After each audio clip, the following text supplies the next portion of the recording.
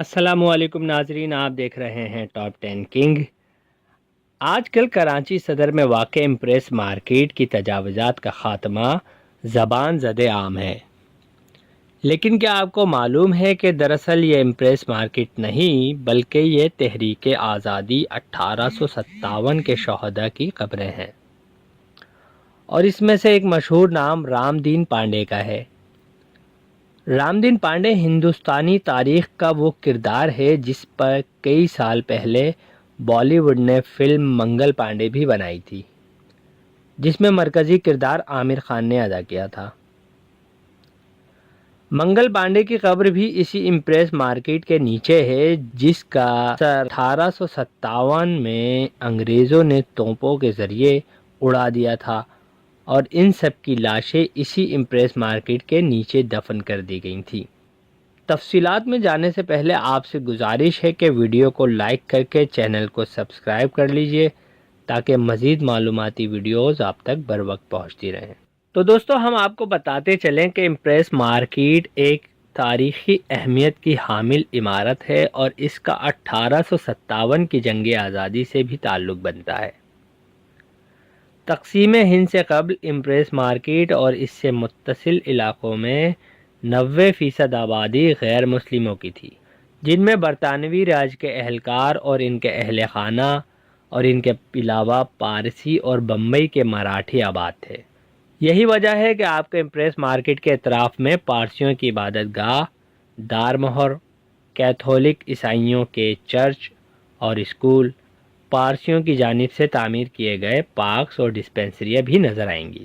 جہاں impress market واقع ہے، اسی جگہ ایک میدان میں جدوجہد آزادی کے حریت پسند کو توپوں سے اڑا دیا گیا تھا۔ یہ المناک واقعات 8 ستمبر سے 23 ستمبر 1857 تک ہوتے رہے۔ امپریس مارکیٹ اس منصوبے کی یاد دلاتی ہے جو 8 ستمبر 1857 کو حکومت کے خلاف حریت پسند سپاہیوں نے بنایا تھا۔ وہ منصوبہ یہ تھا کہ حیدرآباد کے قلعے کو فتح کر کے دہلی کے لال قلعے کی طرف کوچ کیا جائے۔ کراچی چھاؤنی کا نقشہ ان کے پاس موجود تھا۔ منصوبے کے مطابق تمام حریت پسندوں کے امور طے کیے گئے۔ حریت پسندوں کے رہنما حوالدار رام دین پانڈے اور حوالدار سورج بالی تیوری نے تمام حریت پسندوں سے الگ الگ ملاقاتیں کی، اور ان سب سے کہا کہ کب تک اس بات کے منتظر رہیں گے کہ انگریز آپ کو توپوں سے اڑائیں اور آپ کی دھرتی پر قابض ہو کر رہیں، جیسے پورے ہندوستان میں ہو رہا ہے۔ یوں تو پورے ہندوستان میں تحریک آزادی اپنے زوروں پر تھی، اور ان کی خبریں کراچی آنا شروع ہو چکی تھیں، لیکن بے چینی اس وقت بڑھی جب سندھ کے کمشنر بارٹر فیریئر نے 29 جون 1857 کو ایک میٹنگ بلائی تاکہ حالات کا جائزہ لیا جا سکے، اور اسے میٹنگ میں تمام افراد افسردہ دکھائی دیے۔ کراچی اگرچہ دیگر علاقوں کی بنسبت جنگی صورتحال سے دور تھا، لیکن اندر ہی اندر تحریک کی ابتدا ہو چکی تھی۔ حریت پسندوں کے بنائے گئے منصوبے کے تحت 12 ستمبر 1857 کو حریت پسندوں کی جانب سے بغاوت کی تاریخ طے پا گئی تھی، مگر باقی ہندوستان کی طرح یہاں بھی غداروں کی جانب سے حکام کو بروقت اطلاع ہونے کی وجہ سے تمام فوجیوں سے ہتھیار لے لیے گئے۔ اس واقعے کی تفصیلات کچھ یوں ہیں کہ 13 ستمبر 1857 کی رات تمام فوجیوں کو کراچی چھاؤنی میں جمع کیا گیا، اور 21 بمبئی نیٹوا انفینٹری ریجمنٹ کے فوجیوں سے ہتھیار لے لیے گئے۔ حریت پسندوں کا منصوبہ یہ تھا کہ یہاں سے ہتھیار لے کر روانہ ہوں اور حیدرآباد کے اسلحہ ڈیپو پر قبضہ کر لیا جائے۔ تمام سپاہیوں کی حاضری لینے پر معلوم ہوا کہ پلٹن کے نمبر 11 کے 27 سپاہی غیر حاضر ہیں، اور 13 سپاہیوں کو رائفل لوڈ کرتے ہوئے پایا گیا۔ 14 ستمبر 1857 کمرشل بارٹل فیریئر نے تمام کارروائی کی مکمل رپورٹ بمبئی کے گورنر لارڈ ایلفن سٹون کو ارسال کی، اور فرار ہونے والے سپاہیوں کی تلاش کا دائرہ وسیع کر دیا۔ تفصیلات تمام تھانوں کو ارسال کی گئیں۔ ساحل پر کشتیوں کی تلاشی لی گئی، شہر کے ارد گرد پہرہ سخت کر دیا گیا، کنٹونمنٹ کی سڑک پر پیٹرولنگ ہونے لگی۔ عجیب خوف و ہراس کا سما تھا۔ یورپین باشندے اپنی حفاظت کے لیے بہت پریشان تھے۔ توپ خانے کے کمانڈنگ افسر اسٹائلز نے سب سے پہلے سرکاری خزانے کی حفاظت کے لیے زیادہ سپاہی مقرر کیے اور ان علاقوں کی حفاظت کے لیے جہاں انگریزوں کو پناہ لینی تھی وہاں فوج کی تعداد بڑھا دی۔ 15 ستمبر 1857 کو ایک جاسوس صوبیدار اللہ یار خان کی مدد سے کراچی کوئٹہ روڈ پر واقع ایک مقام حب سے 11 سپاہیوں کو گرفتار کر لیا گیا، لیکن سکون ابھی بھی نہیں تھا کیونکہ بہت سارے سرکردہ رہنما ابھی مفرور تھے، جن میں ایک رامدین پانڈے بھی تھا۔ 16 ستمبر 1857 کو کمشنر کی طرف سے ایک سرکولر جاری کیا گیا جس میں عوام سے اپیل کی گئی کہ وہ حریت پسندوں کو پکڑوانے میں مدد کریں۔ 17 ستمبر 1857 تک مزید 10 حریت پسند مختلف علاقوں سے گرفتار کر لیے گئے۔ انگریز ایسی دیسی بغاوت سے سیخ پا تھے، دشمنی کی آگ میں جل رہے تھے۔ انہوں نے تمام گرفتار ہونے والے افراد کے ساتھ درندگی کا وہ سلوک کیا جس کو بیان کرتے ہوئے رونگٹے کھڑے ہو جاتے ہیں۔ 17 ستمبر 1857 کو پولیس اور سپاہ ایک جگہ جمع ہو گئی اور مجرموں کو بآواز بلند سزا دی گئی۔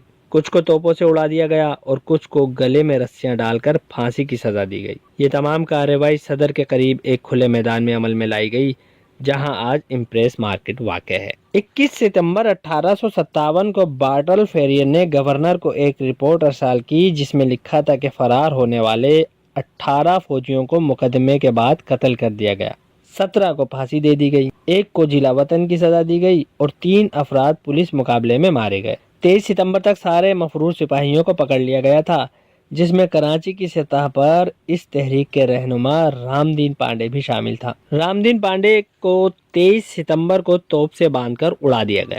مورخ محمد عثمان دموہی کے مطابق تقسیم سے قبل امپریس مارکیٹ میں مقامی لوگوں کا داخلہ ممنوع ہوتا تھا، اور پیر محمد علی راشدی کے مطابق امپریس مارکیٹ سے متصل سڑکوں پر وکٹوریا بگیاں چلتی تھیں جن پر شام کو برطانوی راج کے اہل خانہ سیر سپاٹوں کے لیے سواری کرتے تھے۔ یہ پورا علاقہ نہایت صاف ستھرا ہوا کرتا تھا۔ ابتدائی طور پر 1839 میں امپریس مارکیٹ کو کیمپ بازار کہا جاتا تھا۔ مارکیٹ کا نقشہ انجینئر مسٹر جیمز اسٹریچن نے تیار کیا تھا۔ 10 نومبر 1884 کو اس عمارت کا سنگ بنیاد گورنر بمبئی سر جیمز فرگوسن نے رکھا۔ یہ عمارت جودھ پوری سرخ پتھر سے تعمیر کی گئی ہے۔ اس کے ٹاور کی اونچائی 140 فٹ ہے۔ مارکیٹ میں 4 گیلریاں ہیں۔ اس کا درمیانی حصہ 130 فٹ طویل اور 100 فٹ چوڑا ہے۔ مارکیٹ میں 280 اسٹالز کی جگہ تعمیر کی گئی تھی، لیکن بعد میں امپریس مارکیٹ کے اطراف میں تجاوزات نے عمارت کے حسن کو گہنا دیا۔ وہ ٹاور جس پر ایک بڑا گھڑیال نصب تھا جس کی آواز سے علاقے میں بسنے والے لوگ جو گھڑیوں سے محروم تھے وقت کا تعین کیا کرتے تھے، لیکن اب یہ گھڑیال دن میں صرف 2 مرتبہ درست وقت بتاتا ہے۔ یہ وہ وقت بتاتا ہے جہاں برسوں قبل اس کی گھڑی کے کانٹے ٹھہر گئے تھے۔ اس عمارت کی تعمیر کا ٹھیکہ 3 ٹھیکیداروں کو دیا گیا تھا۔ ان میں مسٹر ڈیلو کے جو جے ایس ایڈفیلڈ اور مسٹر ولی محمد جیون شامل، اور اس عمارت کی تعمیر پر 1.5 لاکھ روپے سے زائد کی رقم خرچ ہوئی تھی۔ کمشنر سندھ مسٹر پرچرڈ نے 21 مارچ 1889 کو عمارت کا افتتاح کیا، اور چونکہ اس سال ملکہ وکٹوریہ کی سلور جوبلی بھی منائی جا رہی تھی تو اس وقت کی مناسبت سے عمارت کا نام امپریس مارکیٹ رکھا گیا۔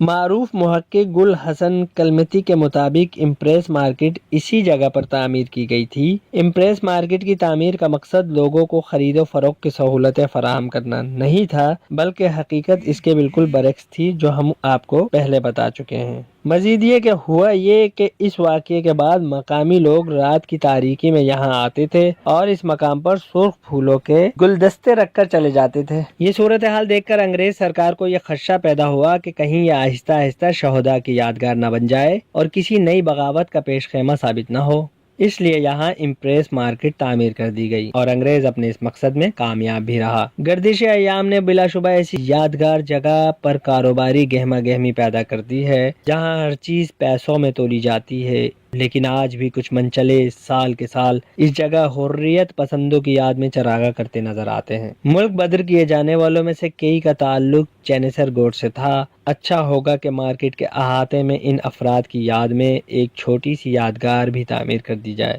اب سوائے چند لوگوں کے شاید ہی کسی کو معلوم ہو کہ یہ رام دین پانڈے اور دیگر شہداء کی یادگار ہے۔ چند برس قبل سول سوسائٹی سے تعلق رکھنے والے افراد نے یہاں پر شام کو شمع روشن کر کے ان کی یاد منائی تھی اور یہ عہد کیا تھا کہ ہر سال یہ یاد منائی جائے گی، لیکن بدقسمتی سے ایسا نہیں ہو سکا۔ امپریس مارکیٹ کے اطراف میں تمام تجاوزات ختم کر دی گئی ہیں۔